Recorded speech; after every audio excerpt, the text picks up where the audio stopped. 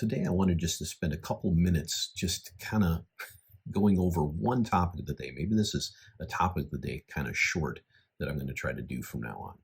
So off we go. My name is Chris Joslin. Welcome to a mini JOZ Byte, if you will.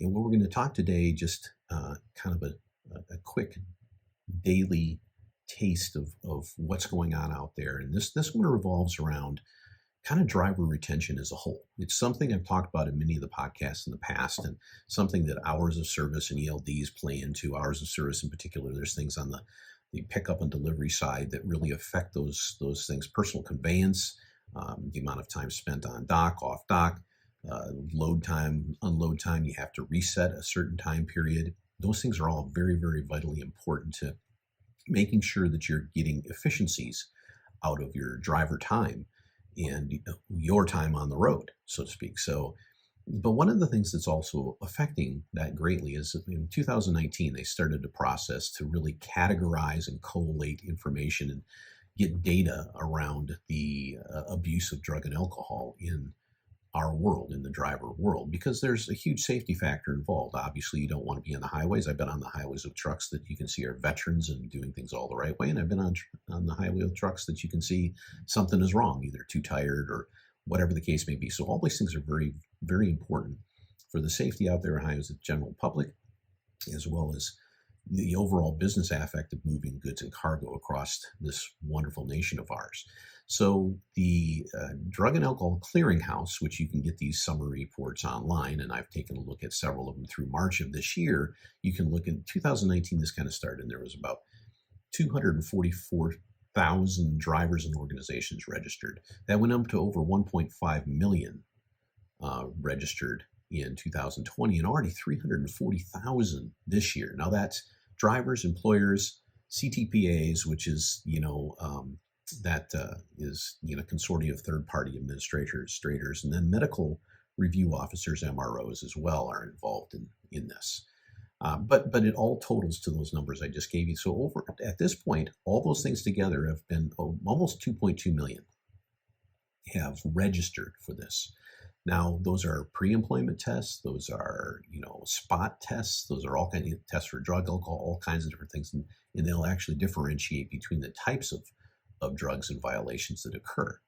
So it's real important to kind of take a deep dive into that and understand what we're talking about. So I'll go over these stats just really quick, a couple of basic stats. And so these tests, when you take a look at things real close, there are some that when you do these tests, you can get positives or refusals or negatives, but there's a certain percentage of them, a very small percent, that actually have personal knowledge already, a driver that is, that they may be abusing something.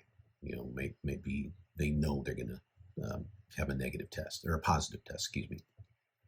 But most tests, about 99%, about a huge percentage of them there's a pre-employment test. It should be 100%. It's at about 99 point something, where if you're going to be a driver, that's required to get a test in there. But there are random tests, and about 83% of drivers are random tests at some point or another. Ultimately, since January of 2020, there have been, with drugs and alcohol of different kinds, there have been just under, this is through March, by the way, of this year, there are just under 56,000 violations. And in 2021, there's already been over 14,000 through March. So it's already, I don't know what exact percentage ratio that is, but it's, on a month-to-month basis, like there were 900 more violations in March of this year than there were March of last year. So if that trend continues, that's about a 15% hike. So we're likely to close in this year closer to 70,000 violations of different kinds. Now you got to remember this there's a protocol. Once you have a violation, there's a protocol you have to go through to reinstate yourself and go through a process, a step-by-step process, and then get back to a point where they'll test you again and you have to come out with a negative test at that point. So of those 56,000 up through the end of last year, only 10,000 have come back from that. So that's 45,000 that are completely off the market as far as CDL drivers. And again, this year I don't have the percentages on who have come back, but there's been 14,000 violations thus far. And those violations are probably not from the 10,000 that came back. Those are new violations based on either Pre-employment tests were spot tests, which are very significant. So since January of 2020, there have been 64,000 violations, about 10,000 of which have come back, and about 81% of those violations are not alcohol. They're drug abuse of some kind. They're not abuse. Let me get that correct. That sounded incorrect. They're not. They're drug related. The number one by far, 37,000 out of that 64,000, is a metabolite of marijuana, THC additive. And that's very interesting, because as we go forward in this world where there's much more ability to have both medical and recreational marijuana in your lives in terms of the general populace and have that be legal, but there's always going to be industries where that's just not allowed.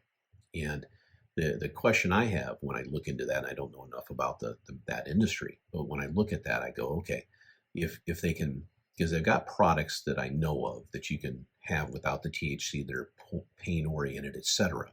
So there might be a way to establish something going forward to affect up to 60% of the drivers. And guys, the reason I'm bringing all this up, because there's everything from cocaine in there to methamphetamines, oxycodone, hydrocodone, codeine is even in there as a potential.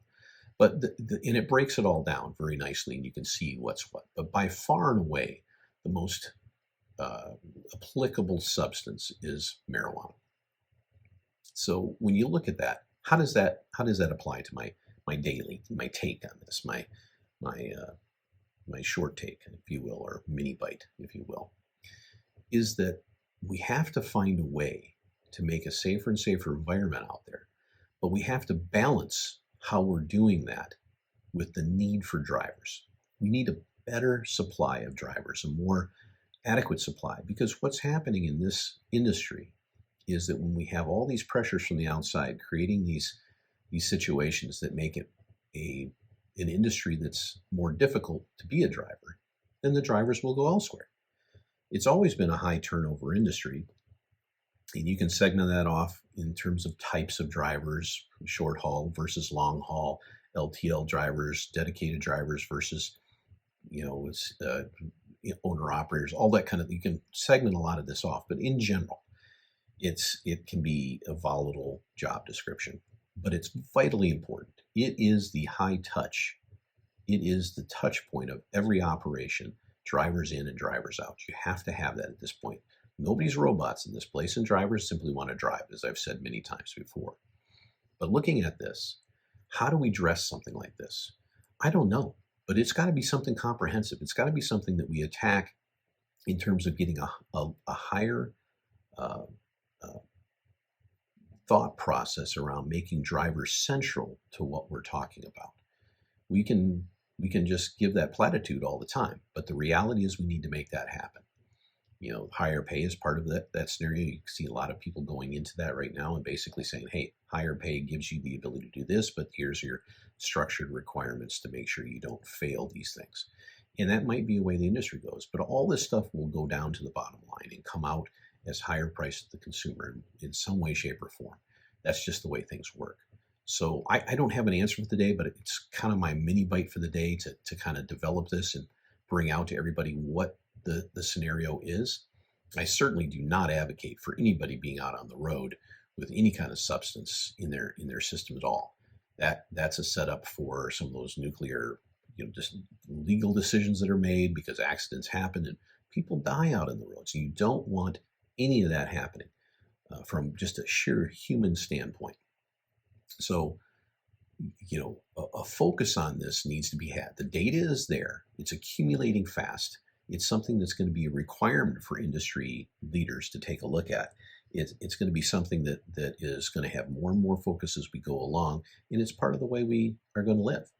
So let's get our act together. Let's find out how to address these things. Let's discover, especially the low-hanging fruit to me, is alternatives to the THC level that is in marijuana. Because if we could solve just that one line in the big data, 60% of our driver violation problem would go away. A lot of the others, there's no excuse for. You're going to have people abusing systems because that's life. People are people, and you're going to have people abusing drugs and trying to stay up longer and take advantage of these different situations. But the ability to slip through the loopholes aren't there. But at the same time, we don't want all these people going to different industries unless we have a way to backfill what we really need in making drivers more and more important to the integral systems that we have in the United States. So that's my take for the day. That's my mini bite. Jocelyn out.